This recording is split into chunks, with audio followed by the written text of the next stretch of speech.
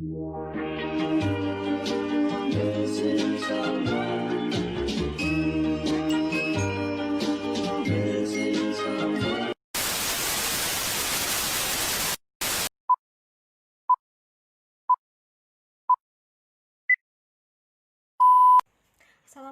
warahmatullahi wabarakatuh. Saya Anindya Putri Amara, NIM 5011818, Ekonomi Syariah 5A.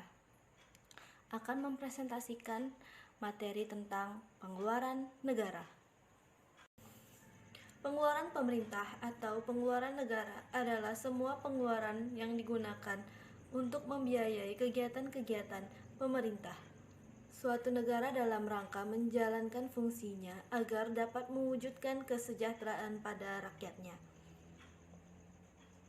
Adanya pengeluaran negara karena ada kegiatan pemerintah yang akan dilakukan berkaitan dengan fungsi yang dijalankan oleh pemerintah dan tujuannya yang ingin dicapai oleh pemerintah, yaitu kemakmuran dan keamanan dalam masyarakat. Semakin banyak kegiatan yang dilakukan pemerintah, maka pengeluaran negara akan semakin besar. Pengeluaran negara terbagi menjadi dua, yaitu menurut organisasi dan menurut sifatnya. Pengeluaran negara menurut organisasi terbagi menjadi tiga, yaitu pusat, provinsi, dan daerah.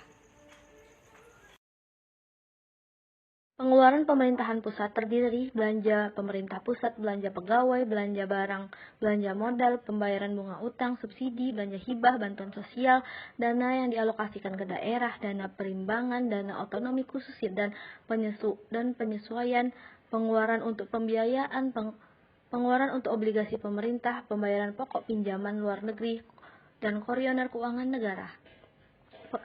Pengeluaran pemerintahan provinsi terdiri dari belanja operasi yang terdiri dari belanja pegawai, belanja barang dan jasa, belanja perjalanan dinas, belanja pinjaman, belanja subsidi, belanja hibah, belanja bantuan sosial, belanja operasi lainnya, belanja aset tetap, belanja tak tersangka, bagi hasil pendapatan ke kabupaten kota desa terdiri dari bagi hasil pajak kabupaten kota, bagi hasil retribusi ke kabupaten kota, bagi hasil pendapatan lainnya ke kabupaten kota.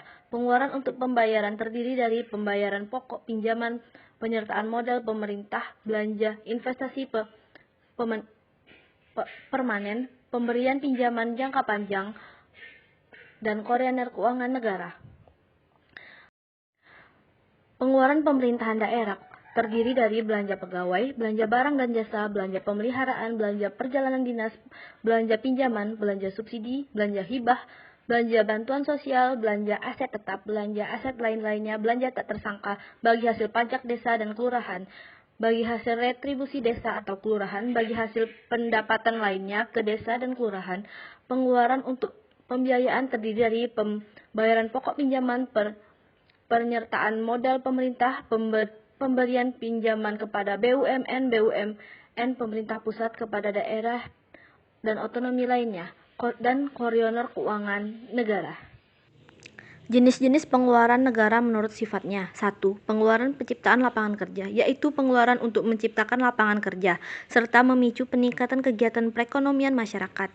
2. Pengeluaran kesejahteraan rakyat, yaitu pengeluaran yang mempunyai pengaruh langsung terhadap kesejahteraan masyarakat, atau pengeluaran yang dan membuat masyarakat menjadi bergembira, misalnya pengeluaran untuk pembangunan tempat rekreasi, subsidi, bantuan langsung tunai, bantuan korban bencana, dan lain-lain. 3. Pengeluaran investasi, pengeluaran yang ditunjukkan untuk menambah kekuatan dan ketahanan ekonomi di masa yang akan datang, misalnya pengeluaran untuk pembangunan jalan tol, pelabuhan, bandara, satelit, peningkatan kapasitas SDM, dan lain-lain.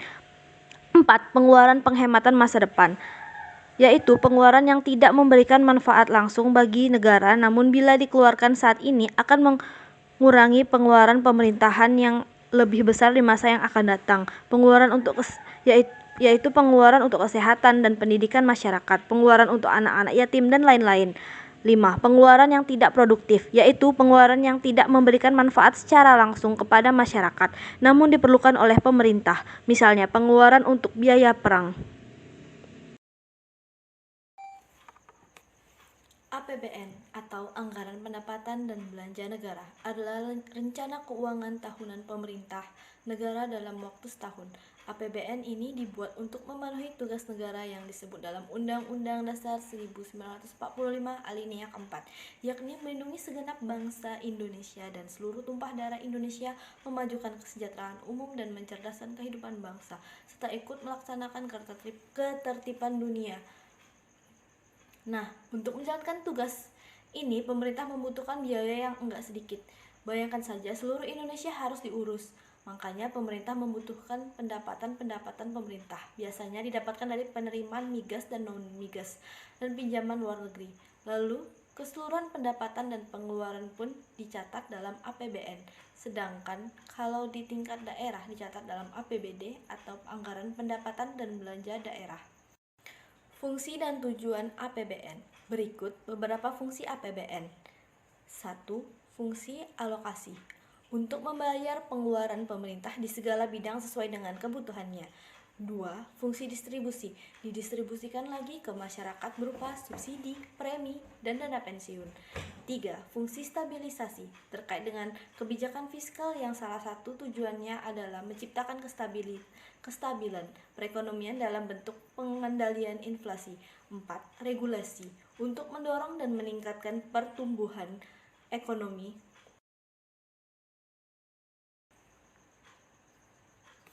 Prosedur penyusunan APBN.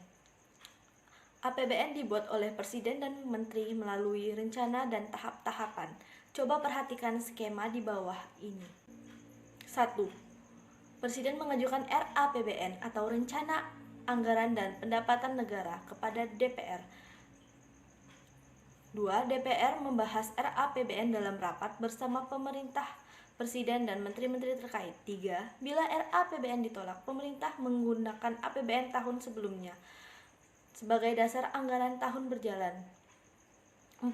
Bila RAPBN disetujui, DPR, RAPBN akan disahkan dalam bentuk Undang-Undang APBN.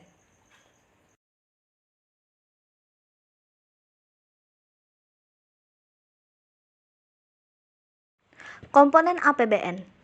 1. Penerimaan negara, yakni semua pendapatan yang sumbernya berasal dari penerimaan pajak, penerimaan bukan pajak, serta penerimaan hibah dari dalam dan luar negeri selama tahun anggaran yang bersangkutan. 2. Belanja negara, yakni seluruh pembelanjaan yang dilakukan oleh negara dalam rangka melaksanakan fungsinya sebagai fungsi alokasi, distribusi, dan stabilisasi. 3. Pembiayaan, yakni komponen yang digunakan untuk mengatasi surplus atau defisit anggaran.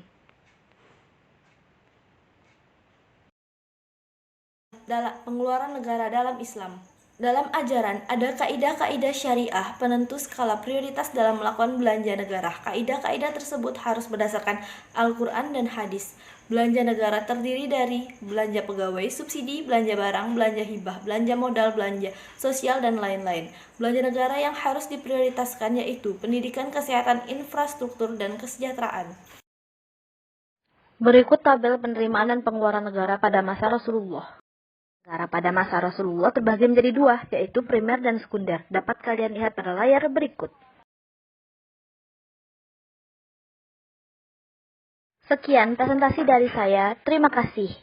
Wassalamualaikum warahmatullahi wabarakatuh.